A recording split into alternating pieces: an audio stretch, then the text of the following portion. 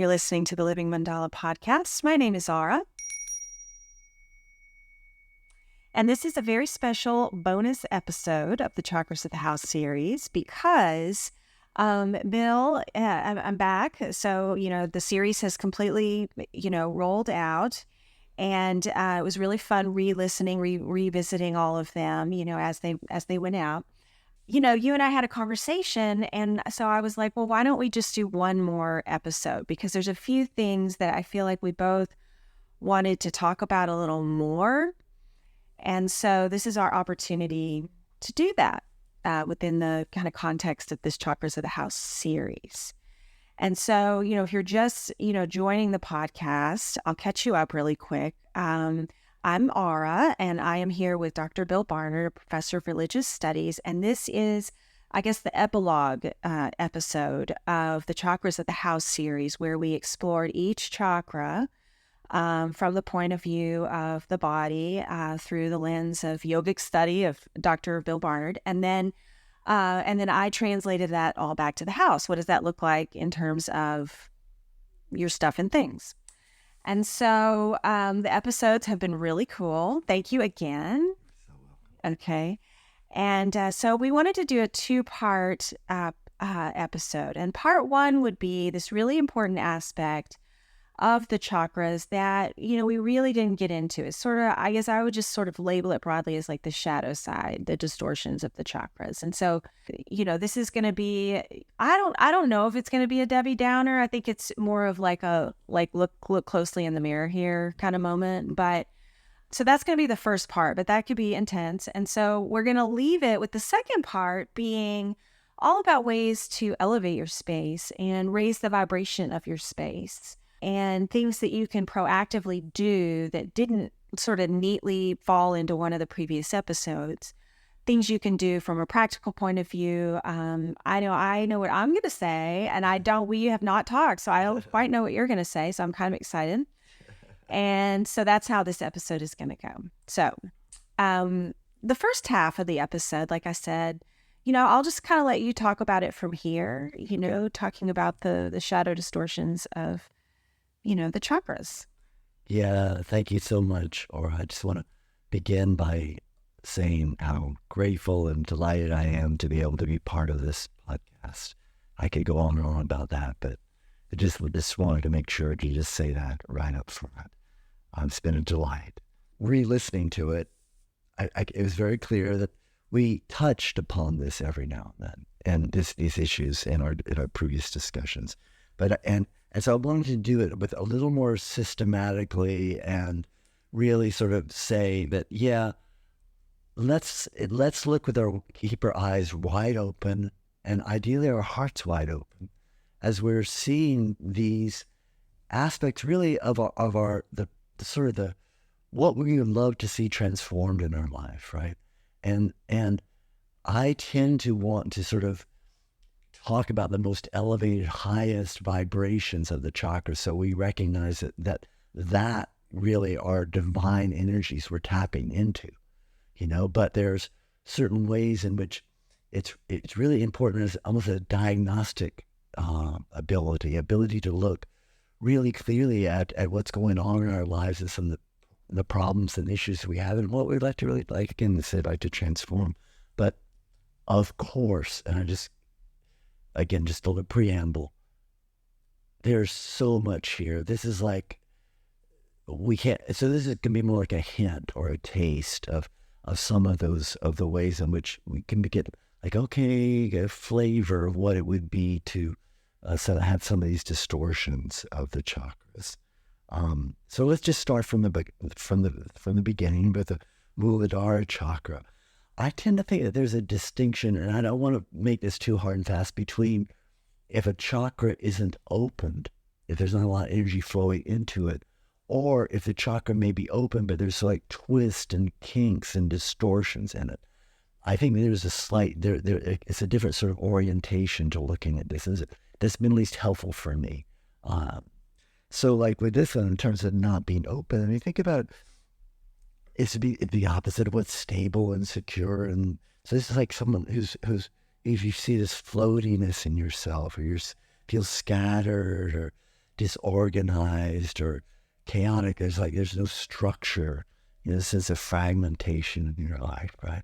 Those would be sort of indications that, that this is that portal needs to be opened more. But the more like the twisted or imbalanced aspects of it, I think, this would be almost like too much. Like maybe think of a mountain and it's a weightiness, but this would be like that sense of heaviness and dullness and, dense. Be what in Hindi, I remember my song Mujani, he said, Judd, meaning like just like thick and inert as a stone, almost, that sense. And so, but does this, and you'll see how these things overlap. So I was going to say, maybe even sluggish or lazy, but that might also become like a distortion of the third chakra too. So there's some of these real sort of overtones. I think it's just like, it's something to study, something to contemplate within ourselves, right? And I'm going to be pretty brisk about this because we don't have much time, right? So the second one, this Svadhisthana, it's like, okay, it's not opened. Well, maybe it's that sense that I remember, and humans will see, seeing myself as this sort of like, and other people were sharing this with me. I was like I was a little boy, because I really needed to sort of work on owning that sort of opening this chakra up, right? And it's sort of almost like, so, but it could also be listless or just, sort of depressed. Again, that might be some overlap with the Manipura, but no sort of vitality, no joie de vivre, right? And sort of a sense of being dried up. But then, think about the crimped one. It's more like, I think of like American Gothic, that sense of that sort of pursed lip, to sort of everything squeezed tight, that sense of just almost like that stereotype of a nun hitting your fingers with a ruler, that sort of, or it could be this leaky sexuality, right? And that sense of this, you're not aware of what's going on, and the issues around seduction, which might also be linked with, again, with the third chakra, right? And so, some of that, maybe even like, also I was like wondering, like, where's addictions, but certainly Addictions are slippery. Yeah, right. And then maybe like dependency upon others too might be part of this. I guess he also has overtones with this. Anyway, with the third chakra, the Manipura, I think it's like, it's like the opposite of having authority, of that regal authority. So like a sense of being like just wanting to follow the rules, and being almost like a herd mentality, or maybe, that it's like if you're someone that, you have them that your life sort of is again screwed up, you can't follow through with things, you're undisciplined, that sort of quality too. But then on this more distorted side, this is where it gets, can be a really hard one. I think because our society just like sort of almost endorses it, right? That sense of power over and control and domineering, and a sense of almost like ruthless, just my way or the highway sort of perspective, right? And a lot of these distortions, I think, we talked about this before earlier, come from being cut off from the heart, from the soul, and so it's like, if the heart is shut down, or if you're cut off from your heart, then that has an effect. And it has a distortion of each other. Yeah. A conversation going on between them all. Exactly, right. Ideally. No, exactly. And especially the heart. There's something about the heart of our being, like right? It is. And it's something, I'm a real, like, if you work to, anyone you work to want to really focus on opening up, it'd be the heart. Just start there. You start there, really there, right? And so, so here it's like, think about it, what it means to, we know this feeling, we got a cold heart, our hearts are shut down, that there's an energetic feel of that. And a hunch right. off. Yeah, clearly, right? So even like doing some of those like heart opening, we talked about that in the thing, the yoga things, but it can also be this judgmental and self-loathing and sort of cold, right? All those sort of connotations, reverberations. But then on the other hand, with the distortions, I'm thinking it's like, it's that sense of, rather than opening up to the goodness of feeling, this is more like getting swept up in emotions and all the stories and all the, the envy and gossip and anger and greed. It's like the heart is being sort of crimped and contracted and distorted in a certain way, right? Essentially with Vishuddha, when I was thinking about this, the fifth one, the throat, it's like, I was a little blocked, and I was like, realized that my throat itself was a little blocked in that sense of just, it was hard for me to express. But I'm thinking about like with low, it's not really open. It's that conduit is blocked of inspiration and connection to sort of begin to get connection to higher realms, and so.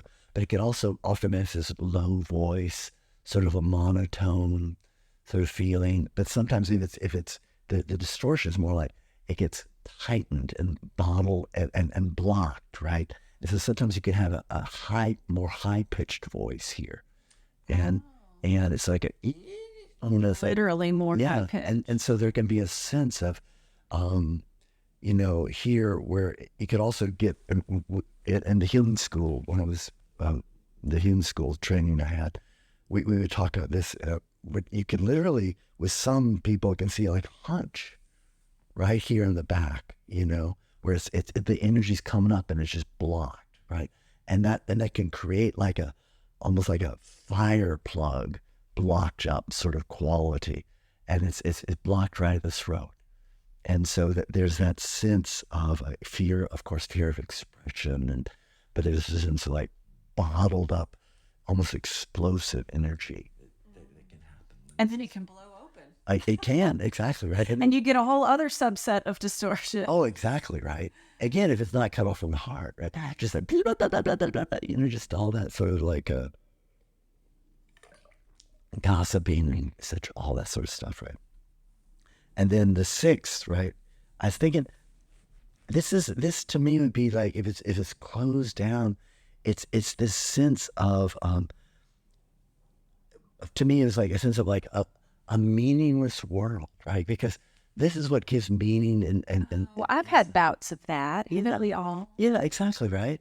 And a sense of that the world feels two-dimensional and sort of flat, and it's just what it is, but in a real low common denominator way, but also sort of like a sense of like not being able to get it, and it's like, and being really caught in an illusion, on the story, just like completely like buying into the story that we've been told, and so, but that links into a little bit of the distortion, right?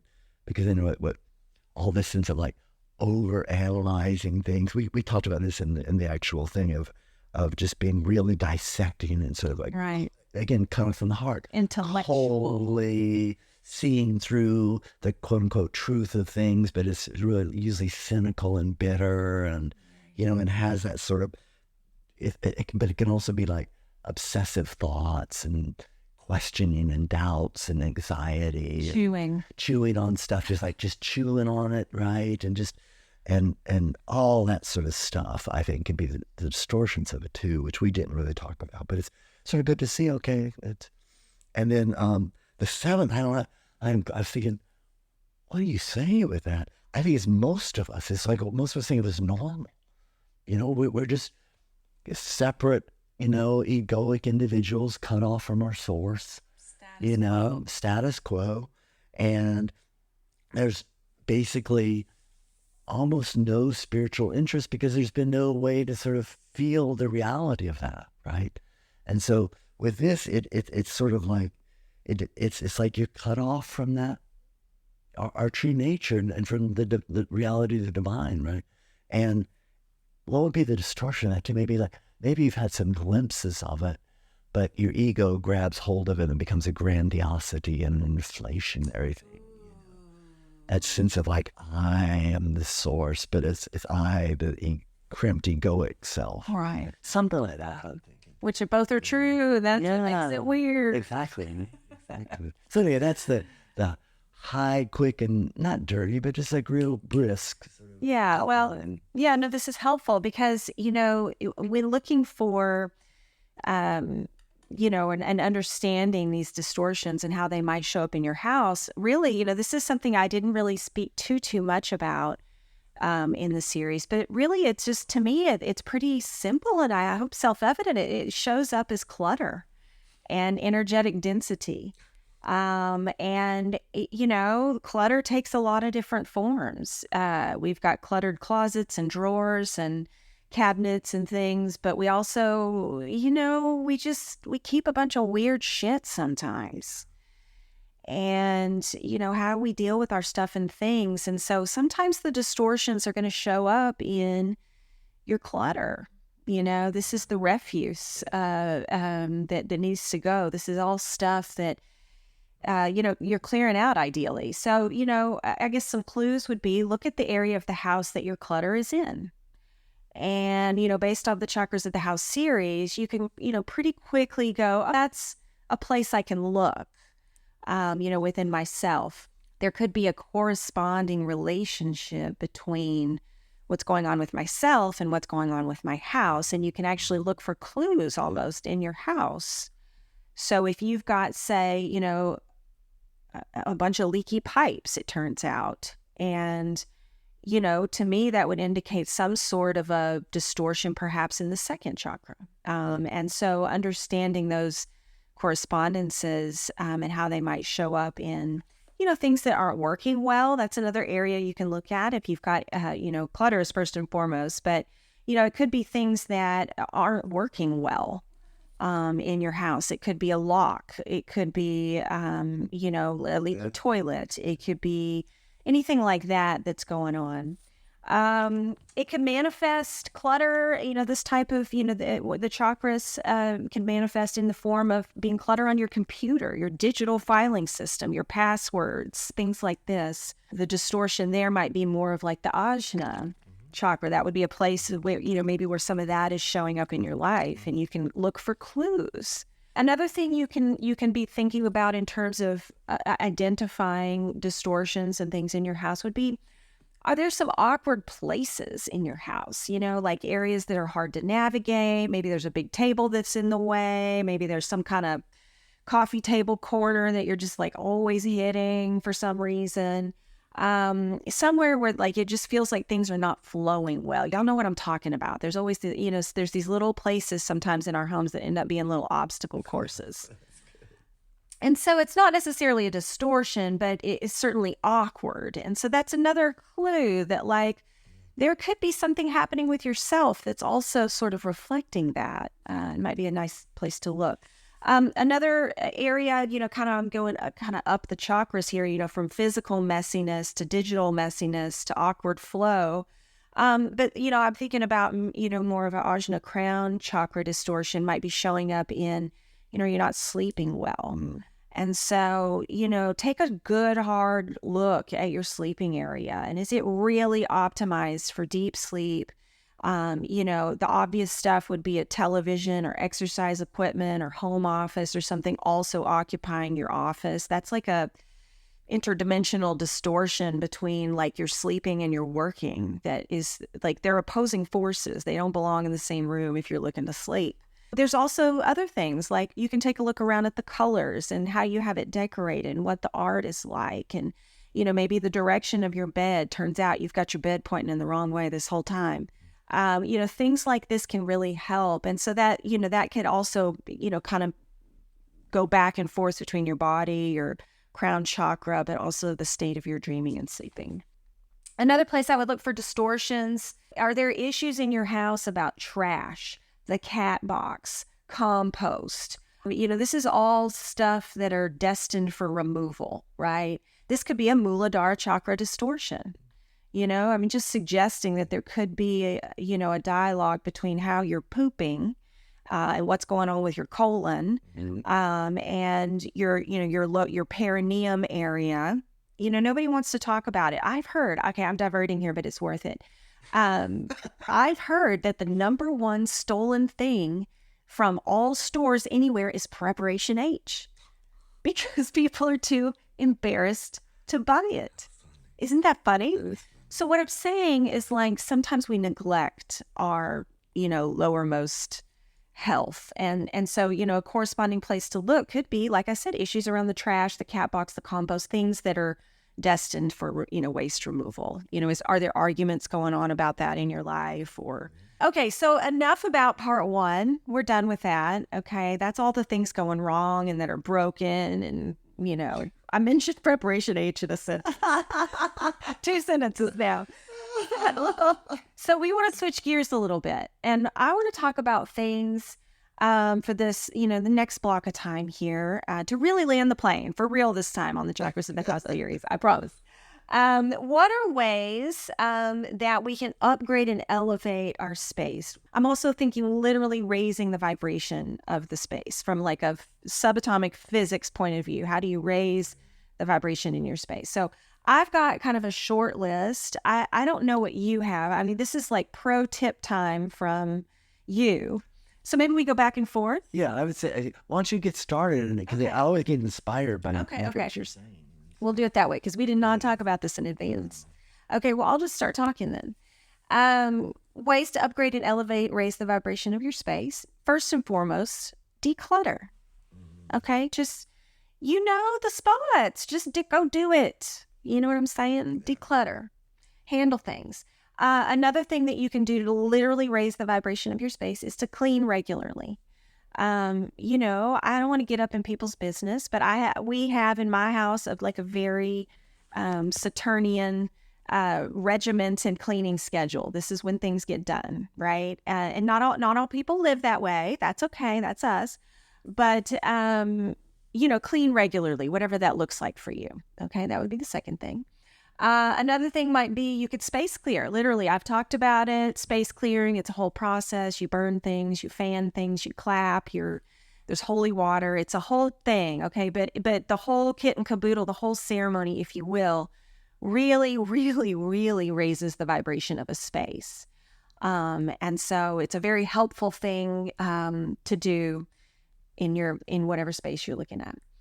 One idea again is we talked about it in one of the episodes, but bring in lots of plants and fresh flowers. So other life force energy in your home. This also could take the form of, your pets. If you have cats and dogs and things, they naturally are going to like move energy around. They're nosy. They're always here and there and everywhere. Did you have plants and flowers?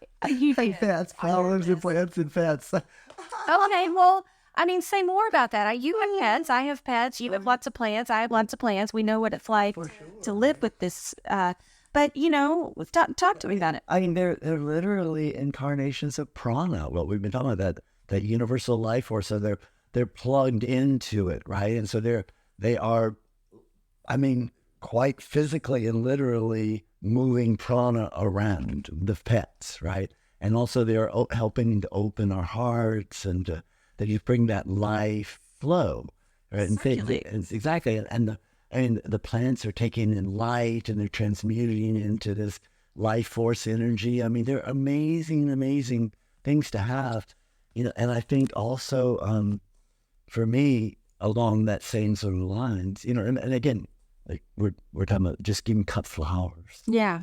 Just the beauty of it and the way it's, again, the fragrance. And the fragrance and there's something, it sort of links into something almost like heavenly about this. And so for me, it's like, at the end, it's just my preference. I like the power of candles and incense. Yeah. I love having candles in a safe way, but if I'm in a room that has candles that I'm staying there for a while, I like to light them. It feels like there's a sense of aliveness. And light is literally a form of light, but it's a living light, right? And I think it's really beautiful. And incense to sort of, you got to be careful with incense for me. You don't want to have it like heavy, but just a sense of where it uplifts the spirit and the sense of calms the mind and gives a sense that there's a fragrance to life and even the metaphorical. It's a beautiful dimension, exactly, fragrance. Right? Exactly, right? And then I think also bringing in music. I had that on my list. Don't you don't like that? Well, we play music all the time in our home, and we have two albums that we go between. We do a Steve Halpern So it's like a real chill, subtle, it's vibrational, it's binaural beats actually. You're supposed to listen to it with headphones on. But we just kind of play it. It's really low and you sort of have to like really tune in to hear it. But it's always playing and it's always infusing our sheetrock and it's always, our cats are so chill. You have no idea. So we play that, and then we also play this this chanting stuff, Krishna Das. And so again, it's real low, and it's just really beautiful, and it's just praising God. That's what you hear in my house. But I also know a lot of people, a lot of people. I used to work in radio that leave the radio on for their pets, and so you can also think about. Do you have a lot of positive stuff playing all the time, or do you have a lot of news playing all the time? So, I don't want to dip back too far into the distortions here, but I'm just pointing out that. But while we're on the subject of having, vibrational music that's literally, raising the vibration of your home, you can also be discerning in your choice. So even dancing to